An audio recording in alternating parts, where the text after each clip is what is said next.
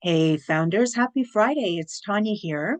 One of the things that I most enjoy about the new year is it gives me the opportunity to hit refresh on financial plans, on fitness plans, on nutritional goals.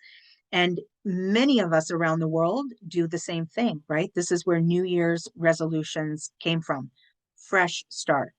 So the great news here is that for you as a business owner, right, all of us get this opportunity not once a year, but 4 times a year. Because in business, we run on what is called quarterly periods, right? Q1, Q2, Q3, Q4. So because today is April 5th and Q1 is behind us and Q2 has sprung, I thought I would share with you 7 different tips in which you can hit refresh, not only on your business plan, but on your financial forecast. Okay, so to do this, the first thing you're going to want to do is you are going to want to take stock of what Q1 actually looked like. So what were your sales? What were your expenses? What were your profitability? What was your profitability? Right? And something to think about here, if you have prepared a plan, so if you came into 2024 having a 12-month cash flow or financial plan in place, hopefully you did. This is the work we do at Nail the Numbers. But if you have that plan, this is where we're comparing actuals to plan. So when you're taking a look at your actual numbers, not only do I want or suggest that you look at what do the actual numbers look like, but why do they look the way they do? Why were sales up? Why were they down? Why were costs up? Why were they down? Our net profit, why were we on plan? Why were we not? Right? So take a look at the why. So the second thing you can do here as you're spring cleaning is take a look at what products and services actually sold the best during Q1. Because I want you to better understand, was that a seasonal trend? Like, was that on trend with what happened the year before?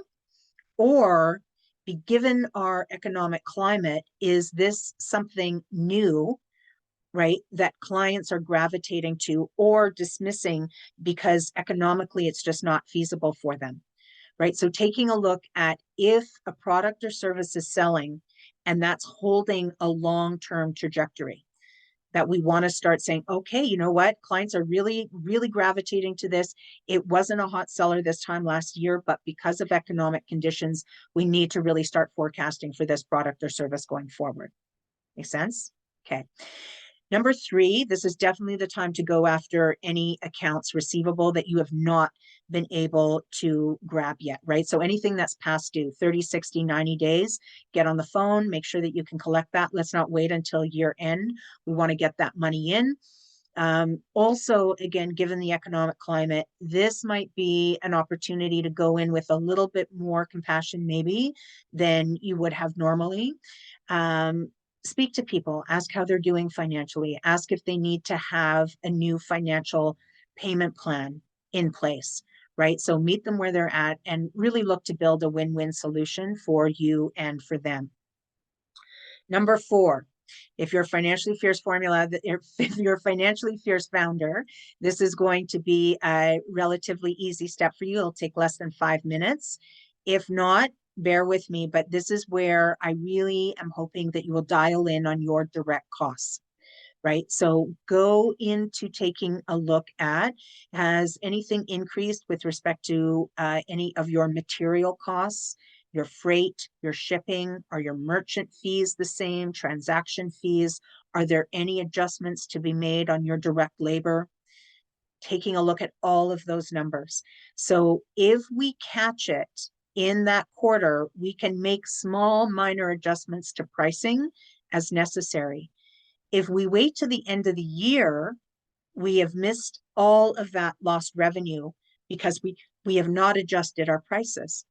So it's really important every quarter that you go back and you check in on your direct costs and make the necessary adjustments to prices as required, right? Small changes, much better than massive leaps, right? With respect to pricing. All right. Next one, number 5, software subscriptions. So because many of us now, I should have mentioned at the beginning, but maybe grab a notepad or check the notes below because these are all listed. But because many of us as founders use software to operate our business, a lot of us are carrying subscriptions that we're not always on top of. So every quarter, it's a good idea to go in, check the actual subscription, make sure that all the terms still apply. Do you need to go up a notch? Do you need to go down a notch? And most importantly, are you still using that software? Because if not, now's the time to delete it.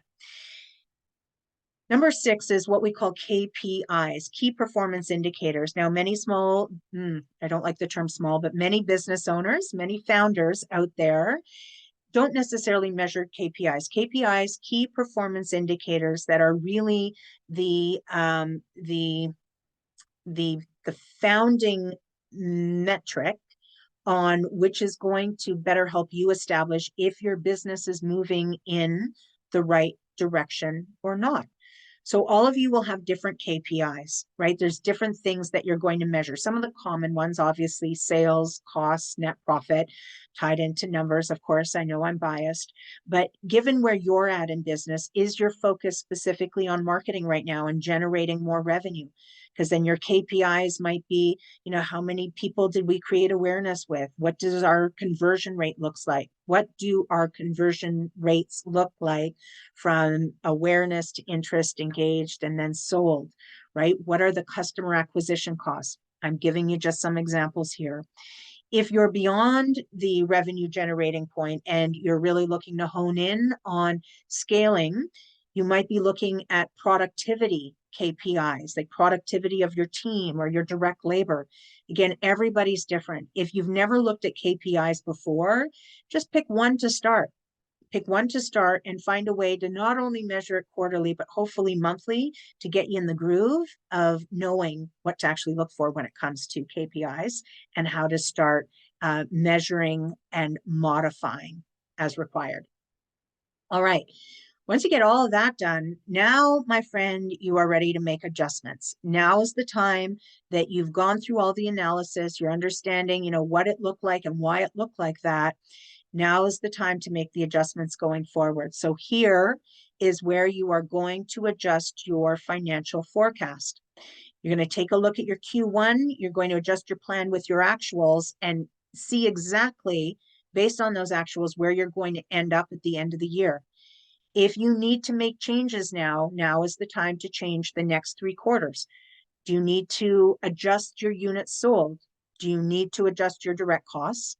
And or do you need to adjust your indirect cost, aka your operating expenses? So make those changes accordingly, but please, as always, make sure that you are budgeting for a net profit. We need that net profit in business. That net profit is what goes over onto the balance sheet into your retained earnings, and it is also known as your emergency fund. So really important to get that established. So there you have it, friends. 7 tips on how to best spring clean your finances and start planning for the reset ahead. We've got a fresh quarter coming up. It's really up to us as to what that quarter is going to look like. The bottom line is this: when we are adjusting quarterly, when we're hitting that reset button and we're taking a look at what the actuals were to the plan, we're actually making sure that we can hit those year-end targets. Way too many founders wait until the end of the year to see what their numbers actually look like. When you're in the middle of the year, this is when you can adjust as required to make sure that you hit the targets that you set out for yourself as of January 1st. Okay, so there you have it. This is Tanya signing off, reminding you that you've got to know your numbers if you're going to nail them. We would love to help you with that. And if you like what we talk about here, every Friday, I come to you with new intel and insight that hopefully blows your mind and builds your bottom line. So hit like, please, and hit subscribe if you like what we're doing here. Until next week, make it a fierce one. We'll see you on the next call. Bye for now.